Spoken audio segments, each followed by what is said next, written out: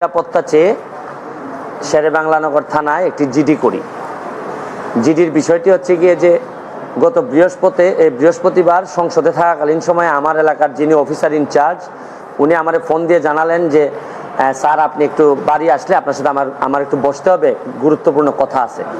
তো শুক্রবারে আমি বাড়ি যাওয়ার পর উনি দুপুরবেলা আমাকে বললেন, আমাকে একটা মেসেজ দেখালেন যে উনাকে একটা লোক 2-3 দিন ফোন করার পর উনি যখন আমলে নিচ্ছিলেন না তখন উনারে একটা মেসেজ দেয় যে ওই লোকটা, অজ্ঞাতনামা লোকটা আমার সাথে দেখা করতে চায়, কথা বলতে চায়, দেখা করতে চায় না, কথা বলতে চায়।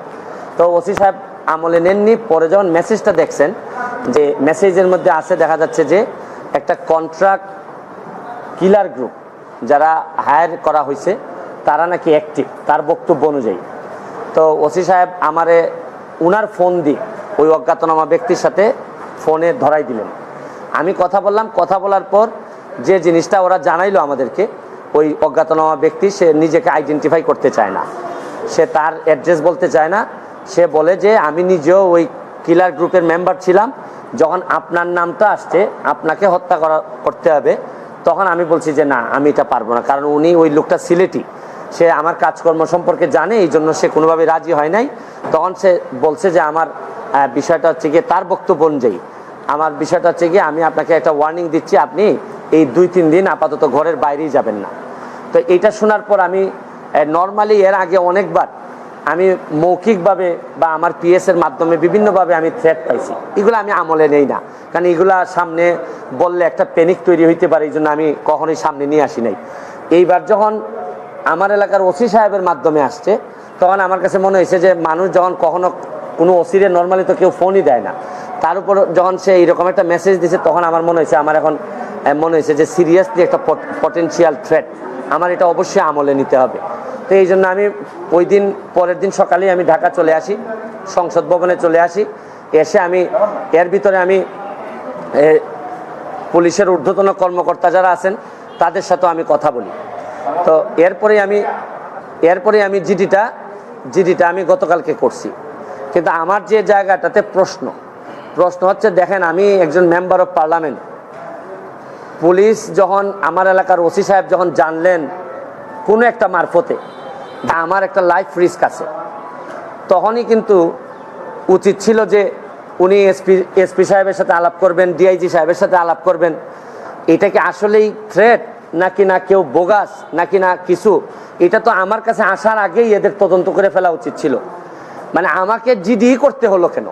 প্রশ্নটা হচ্ছে গিয়ে যে আমার থ্রেটটা তো আমি জানি না, জানছে প্রথমে ওসি সাহেবের পরে এটা এসপি ডিআইজি ওনাদের কাছে যাবে। আমি জানার আগেই ওনারা আমাকে প্রোটেকশন দিবেন, আমাকে পরে জানাবেন যে এই থ্রেটটা যেটা ছিল এটা রিয়েল অথবা ফেক। ওনারা আমাকে বলছেন, ওসি সাহেবের যতটুকু ব্রেইনে ধরছে উনি ধরছেন, আমাকে বলছেন, আমাকে জিডি করতে হয়েছে। আর আমার নিরাপত্তা তো এখন আমার নিজেরই দিতে হইতেছে।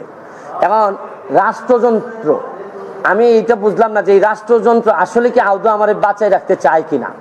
কারণ হচ্ছে কি আমি যাকে জিডি করতেছি পুলিশ ডিপার্টমেন্ট, সেই তো আগে জানছে আমার আগে, সেই তো আমারে বলার দরকার ছিল যে সে ব্যক্তি আইডেন্টিফাই করা যায় নাই। পুলিশ মারফত কখনো শুনলাম যে ওনারা নাকি ট্রেকিং করে, কখনো বলছেন যে এই পাহাড়তলি চট্টগ্রামের, তারপরে কখনো বলতেছেন তার বাড়ি এই বড়লেখা বা সিলেটের কোন জায়গায় যেন। তা আমার বিষয়টা হচ্ছে গিয়ে যে দেখেন এই দেশে বঙ্গবন্ধু মারা গেছেন, তার পরিবার সবাই মারা গেছে, আমার হবিগঞ্জের শাহ এম এস কিবরিয়া সাহেব মারা গেছেন, আমরা তো কোনো প্রোটেকশনই দিতে পারি নাই। আর আমার বিষয়টা এরকম হয়েছে যে এই পুলিশের ভূমিকা দেখে মনে হইতেছে যে পুলিশ মনে হইতেছে যে একটা অপমৃত্যু রেকর্ড করার জন্য বসে আছে, যে আচ্ছা একটা মৃত্যু হয়েছে, নাইলে এই পর্যায়ে যাবে কেন, আমি কি করতেছি না করতেছি সব পুলিশ এবং এনফোর্সমেন্ট এজেন্সির নখদর্পণে থাকবে। কারণ এরা খবর নেয় না বলেই লোকগুলা মরে, আর এরা খবর নেয় না বলেই বেনজিররা এত ধনী হয়, এরা খবর নেয় না বলেই মতিউররা এত টাকার মালিক হয়।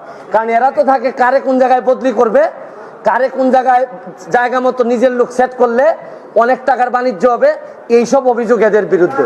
যার কারণে আমার কষ্টটা এখানে, আমার এই মরতে কষ্ট নাই, আমার দুইটা কষ্ট, একটা হচ্ছে মরে গেলে আমার এলাকার মানুষের কি হবে, এইটা আমাকে কষ্ট দেয়।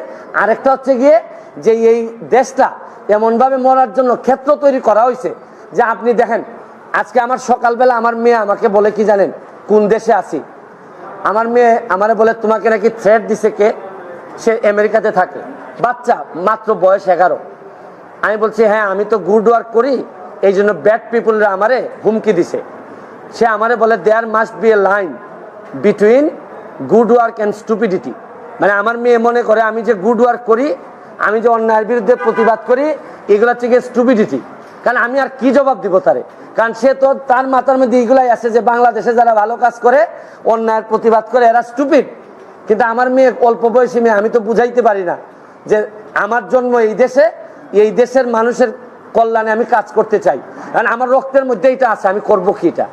যে ধরনের প্রোটেকশন, আমি তো আর আগের ব্যারিস্টার সুমন না, মেম্বার অফ পার্লামেন্ট হিসাবে আপনি না আগের ব্যারিস্টার সুমনকে ফেলে দিলেন, কিন্তু মেম্বার অফ পার্লামেন্ট হিসাবে আমার সিকিউরিটির আগেই আমি যে জিডি করা লাগলো, এটার জন্য দুঃখ প্রকাশ করতেছি। কেন আমি জিডি করব? আর যদি এটা আমার কাছ থেকে ইনফরমেশনটা আসতো যে আমার পিএস বলছে যে আমারে থ্রেট দিছে, বা আমার এক বন্ধু বলছে, বা আমার এক আত্মীয় স্বজন বলছে, তা নয় আমি জিডি করলাম। পুলিশের মাধ্যমে যখন আসে তখন তো সাথে সাথে কাজটা করার দরকার ছিল। এখন বুঝেন অবস্থাটা কোন জায়গায় আছে। তারপর আমি বিশ্বাস করি যে যতদিন আসি মানুষের কল্যাণে কাজ করতে চাই, আপনাদের দোয়ায় কাজ করতে চাই, আর নিজের মানুষের আমার প্রতি যে বিশ্বাস, আমি মনে করি এটাই আমার নিরাপত্তা। আর এখন বাকিটা এনফোর্সমেন্ট এজেন্সি আছে, তারা যদি আমি কথা বলছি আইজিপি মহোদয়ের সাথে, উনি অত্যন্ত ভালোভাবে আমাকে আনসার দিয়েছেন, বলছেন যে এটা তো আগেই ওদের এই কি করার কথা। উনি আমার বিশ্বাস যে উনি ওই যারা আছে তাদেরকে প্রশ্ন করছেন যে এটা তো তোমরা জিডি করার আগেই ইনফরমেশন পাওয়ার সাথে সাথে কাজ করার কথা। একমাত্র আইজিপি সাহেব, বর্তমান আইজিপি সাহেব, উনি আমার অ্যাঙ্গেলে উনি কথা বলছেন। আর বাকি যারা আছে সবাই মনে হইতেছে যে সাক্ষী দেওয়ার জন্য বসে আছে, আমি কখন মরবো, মরলে পরে সাক্ষী দিবে। আমার এলাকাটা কিভাবে চলছে বুঝেন না আপনারা, যে কারে কোন জায়গায় সেট আপ করবে, এইভাবেই চলছে। থ্যাংক ইউ, দোয়া চাই সবার কাছে।